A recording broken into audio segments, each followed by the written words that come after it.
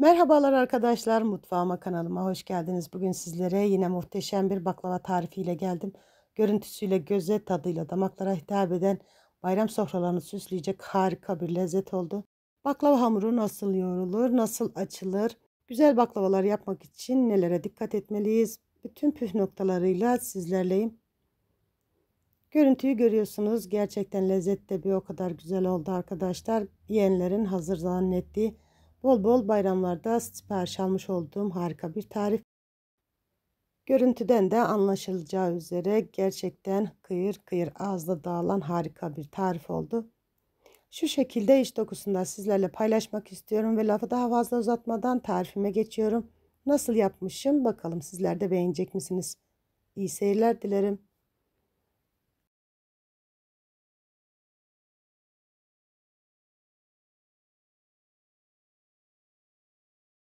Yoğurma kabımızın içerisine bir dolu yemek kaşığı katı yağ alıyorum. Ben sade yağ kullandım arkadaşlar. Siz dilerseniz tereyağı ya da margarin de kullanabilirsiniz. Üzerine yarım çay bardağı sıvı yağımı ve yarım çay bardağı sütümü ilave ediyorum. Yine aynı bardak ölçüleriyle yarım çay bardağı yoğurdumu da ilave ettikten sonra üzerine bir su bardağı suyumu ekliyorum. Toplamda dolu dolu 3 yemek kaşığı sirkemi ilave ediyorum.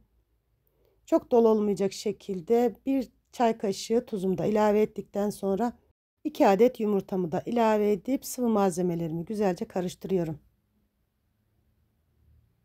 Ben bu tarifim için 7,5 su bardağı un kullandım. Unumuzun markasından miktarı değişiklik gösterebileceği için unumuzu azar azar kontrollü bir şekilde eklemeye özen gösterelim. Unumuzun pastalık böreklik un olmasına dikkat edelim arkadaşlar. Ben pastalık böreklik un kullandım. Bu şekilde sıvı malzemelerin üzerine unumu ilave edip güzel bir hamur olana kadar yoğurma işlemine devam ediyorum. Bu tür hamur işlerinde içerisine konulan malzeme kadar hamurumuzun çok güzel bir şekilde yoğrulması gerekmektedir. Her videomda bu konunun üstüne değinmeden geçemiyorum. Gerçekten güzel hamur işleri yapmak için kaliteli bir hamura ihtiyacımız var. Kaliteli hamurda çok güzel bir şekilde yoğurmakla oluyor arkadaşlar. O yüzden hamurumuzu üşenmeden çok güzel bir kıvam alana kadar yoğurma işlemine devam edelim. Evet, görmüş olduğunuz gibi hamurumu yoğurdum, toparladım. Unlamış olduğum tezgahımı alıyorum ve yoğurma işlemine tekrardan devam ediyorum. Bu şekilde 3-4 dakika daha hamurumu yoğuruyorum. Her zaman söylediğim gibi tadından, dokusundan, kıvamından emin olmadığım hiçbir tarifi sizlerle paylaşmıyorum. Ayrıca malzeme listeme videomun açıklama kısmından ulaşabilirsiniz. Ayrıca bayram için daha fazla baklava yapacaksanız malzeme listemizi katlarıyla çoğaltıp daha fazla hamur elde edip daha fazla baklavalar elde edebilirsiniz. Evet, bu şekilde 3-4 dakika daha hamurumu yoğurmaya devam ediyorum. Hamurumu güzelce yoğurdum, toparladım. Ele yapışmayan yumuşak bir kıvamda olmasına özen gösterelim. Hamurumu hiç dinlendirme yapmadan bu şekilde göz kararı parçalar haline koparıyorum. Ve cevizden bir tık büyük bezeler olacak şekilde hamurumu bezeleyip bir kenara alıyorum. Evet, bezelemiş olduğum hamurumu bu şekilde kullanmış olduğum mısır nişastasına bulayıp üst üste gelecek şekilde aralarını bol bol unlayarak bu şekilde bastırıp bir kenara alıyorum. Bu işlem hamurumuzun daha kolay açılmasını sağlayacak arkadaşlar. Mutlaka yapmanızı tavsiye ederim. Bu esnada bol bol nişastalamaya özen gösterelim hamurlarımızı. Ben hamurlarımı ikişer ikişer açtım arkadaşlar. Siz dilerseniz teker teker de açabilirsiniz. Evet, ben bu hamurumu açmak için mısır nişastası kullanıyorum arkadaşlar. Siz dilerseniz buğday nişastası da tercih edebilirsiniz. Bu şekilde hamurlarımın hepsini üst üste gelecek şekilde bol bol nişastaladım. Nişastalamış olduğum hamurlarımı ikişer ikişer pasta tabağı büyüklüğünde açıyorum. Açmış olduğum bezelerimi üzerini kapalı bir şekilde dinlenmeye bırakacağım. Dinlendirme aşaması çok önemli arkadaşlar. Gerçekten hamurumuz dinlendiği zaman daha kolay açılıyor. Bu şekilde pasta tabağı büyüklüğünde açmış olduğum hamurlarım arasına yine bol bol nişasta ilavesi yapıyorum. Tepsime alıyorum. Bütün hamurlarım bitene kadar bu işleme devam ediyorum. Gerçekten tadıyla, dokusuyla, kıvamıyla, lezzetiyle inanın muhteşem bir tarif oldu. Şayet tarifimi denerseniz videomun yorumlar kısmında sonuçları benimle paylaşmanızı önemli rica ediyorum. Evet, hamurlarımın tamamını bu şekilde açtım. Aralarına bol bol nişasta ilavesi yaptım. Ve üzeri kapalı bir şekilde, hava almayacak bir şekilde kapatıyorum ve 15-20 dakika dinlenmeye bırakıyorum. Benim vaktim olmadığı için 15-20 dakika dinlendirdim. Daha fazla dinlendirirseniz daha güzel olur arkadaşlar. Dinlendirmiş olduğum bezemden 2 tanesini çıkartıyorum. Diğerinin yine üzerini güzelce kapatıyorum ki kuruma olmasın. Ben bugün ikişer ikişer açacağım bezelerimi. Siz dilerseniz teker teker de açabilirsiniz. Evet, bu şekilde hamurlarımı kontrol ediyorum. Tekrardan aralarına bol bol nişasta ilavesi yapıyorum. Üzerine de nişastamı ilave ettikten sonra güzelce açma işlemine başlıyorum. Açarken önce fazla baskı uygulamıyorum arkadaşlar. Çok nazik bir şekilde açmaya özen gösteriyorum. Hamurumuzu ilk açmaya başladığımız zaman çok fazla bastırırsak birdenbire kenarları açılacaktır. Güzel bir sonuç olmayacaktır arkadaşlar. O yüzden çok nazik bir şekilde fazla baskı uygulamadan bu şekilde hamurlarımı ikişer ikişer açıyorum. Bir iki tur bu şekilde ikişer ikişer sarıp açtıktan sonra tekrardan teker teker sarıyorum. Oklavama yapışıp yapışmadığını kontrol ediyorum. Aralarını bol bol nişastaladığım için benim hamurlarımda hiç yapışma olmadı arkadaşlar. Şayet sizin hamurlarınızda yapışma olursa yapışmaya meyilli olan bölümlerine tekrardan elinizin ucuyla nişasta ilavesi yapabilirsiniz. Gerçekten hamurumuz çok güzel, çok kıvamlı, harika bir hamur olduğu için çok kolay bir şekilde açılıyor. Videom çok uzun oldu biliyorum. Şimdiden affınıza sığınıyorum. Fakat bütün püf noktalarını size göstermek adına anca bu kadar hızlandırabildim. Gerçekten görmüş olduğunuz gibi harika bir şekilde açılıyor yufkalarımız. Açabildiğimiz kadar açıyoruz. Benim tezgahım küçük olduğu için bu şekilde açabildim arkadaşlar. Sizin tezgahınız büyükse daha büyük de açabilirsiniz. Gerçekten hamurun kıvamı çok güzel olduğu için harika bir şekilde açılıyor. Bu hamurumuzdan dilediğiniz baklavayı gönül rahatlığıyla yapabilirsiniz. Ben bugün midye baklava tarifi yapacağım. Videom çok uzun olduğu için şerbet tarifi vermedim arkadaşlar.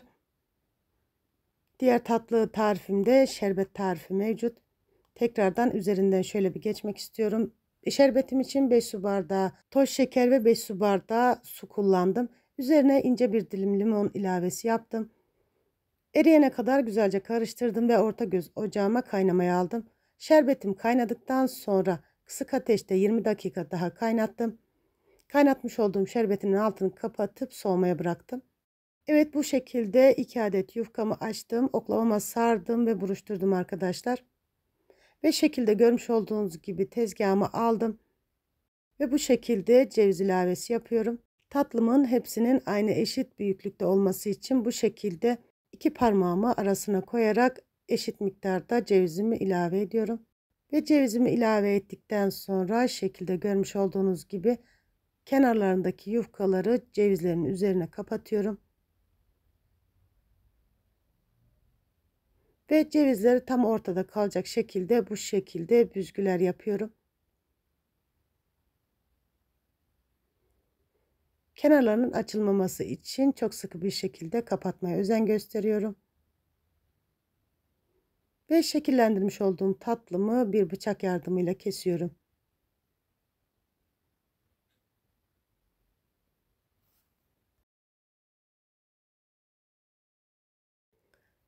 Ve kesmiş olduğum tatlılarımı ters çevirip kenarlarını tekrardan sıkıştırarak tepsime yerleştiriyorum. Bütün hamurlarım bitene kadar bu işleme devam ediyorum. Evet arkadaşlar, siz videomu izlerken benim de sizden ufacık bir ricam olacak. Sizinle ilk defa bu videoda karşılaşıyorsak bu ve bunun gibi güzel tariflerim için kanalıma ücretsiz bir şekilde abone olmayı ve yepyeni tariflerimden haberdar olmak için bildirim zil sesini açmayı unutmayın lütfen. Kanalımın büyüyüp çok güzel bir yerlere gelmesi adına sizin desteklerinize çok ihtiyacım var. Ve ben sizin destekleriniz sayesinde kanalımın büyüyüp çok güzel bir yerlere geleceğine gönülden inanıyorum. Videomun yorumlar kısmına tarifimle ve kanalımla alakalı olumlu, olumsuz görüş ve düşüncelerinizi bildiren yorumlarınızı bekliyor olacağım. Ayrıca beğenmiş olduğunuz videolarımı sosyal medya hesaplarınızdan dostlarınızla ve arkadaşlarınızla da paylaşarak bana destek olabilirsiniz. Şimdiden destekleriniz için çok ama çok teşekkür ediyorum. Evet arkadaşlar, ben sizinle sohbet ederken tatlımı yapmaya devam ediyorum.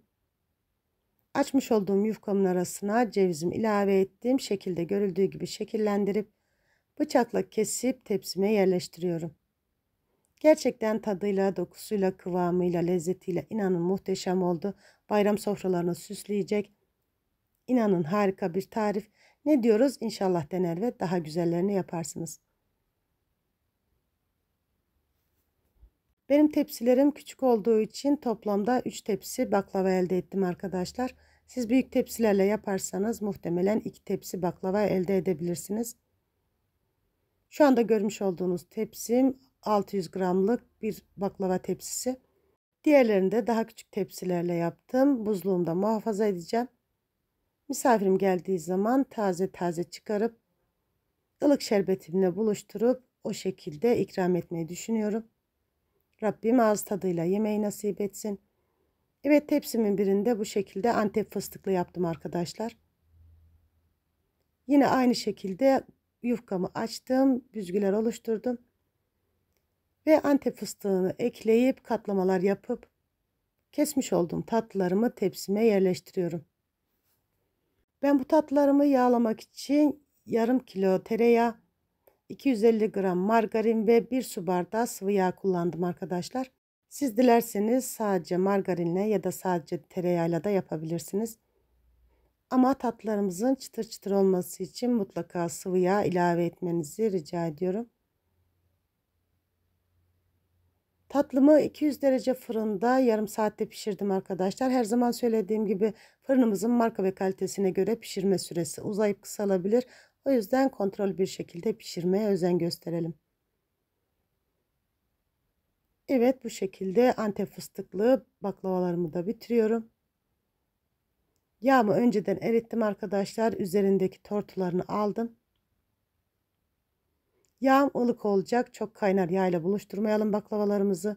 Aksi takdirde baklavalarımızın üzeri çok çabuk pişecektir. İçerisini çekmeyecektir. O yüzden yağımızın ılık olmasına özen gösterelim. Evet, baklavalarımı yaptım, hazırladım. Yağımı da hazırlamıştım. Yağım ılık olacak şekilde baklavalarımla buluşturuyorum. Bu baklavalarımızı hemen şerbetleyip yiyebileceğiniz gibi pişirdikten sonra buzlukta muhafaza edip dilediğiniz zaman çıkartıp ılık şerbetiyle buluşturup gönül rahatlığıyla tüketebilirsiniz arkadaşlar. Hatta pişirmek istemiyorsanız yağlamış olduğunuz tatlılarımızda aynı şekilde buzlukta muhafaza edebilirsiniz. Buzluktan çıkardıktan sonra şöyle bir 15-20 dakika buzunun çözülmesini bekleyelim. Sonrasında önce 180 derece fırında, sonra 200 derece fırında altı üstü kızarana kadar pişirelim. Ve aynı şekilde şerbete buluşturup afiyetle tüketelim inşallah. Evet, görmüş olduğunuz gibi aşağı yukarı her tatlımıza bir yemek kaşığı yağ olacak şekilde güzelce gezdirdim. Üzerinin kuru kalmamasına özen gösterelim. Evet, bütün baklavalarımı aynı şekilde ılık yağımla buluşturacağım. Sonrasında fırınıma pişmeye göndereceğim. Evet, görmüş olduğunuz gibi yağımla buluşturdum ve fırınıma pişmeye gönderiyorum. Evet arkadaşlar, güzelce pişti tatlılarım. Çok kızarmasını istemiyorum. Bu şekilde gerçekten şerbetle buluştuğu zaman rengi daha koyulaşıyor. Renginin açık olması sizi korkutmasın. Soğumuş olan tatlımı bu şekilde streç filme sardım. Buzlukta muhafaza edeceğim. Diğer küçük tepsimde aynı şekilde soğuduktan sonra streç filme sarıp buzluğuma kaldıracağım. Evet, soğumuş olan şerbetimle ilk sıcaklığı geçmiş olan tatlılarımı buluşturuyorum. Şerbetlemiş olduğum tatlımı 1 saat dinlenmeye alıyorum. Evet, tüm tariflerimde olduğu gibi bu tarifimde anlaşılır ve de pratik bir şekilde bütün püf noktalarını vermeye çalıştım. Şayet unutmuş ve atlamış olduğum bir bölüm varsa videomun yorumlar kısmından yazarsanız gördüğüm an mutlaka dönüş yapıyorum. Evet, şerbetle buluşturmuş olduğum tatlılarımı 1 saat dinlenmeye alıyorum.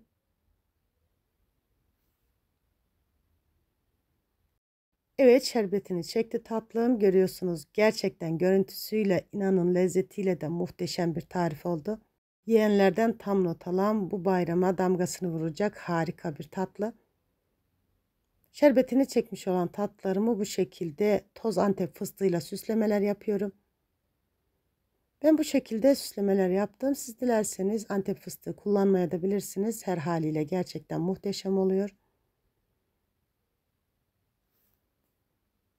Bayram sofralarının, misafir sofralarının, gün sofralarının olmazsa olmazlarından baklava. Gerçekten lezzeti, dokusu, kıvamı inanın muhteşem oldu. Şu şekilde süslemiş olduğum tatlımın kıvamını da sizlerle paylaşmak istiyorum.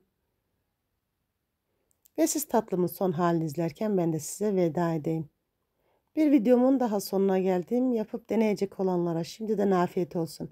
Ramazan bayramınızı en içten dileklerimle kutluyorum.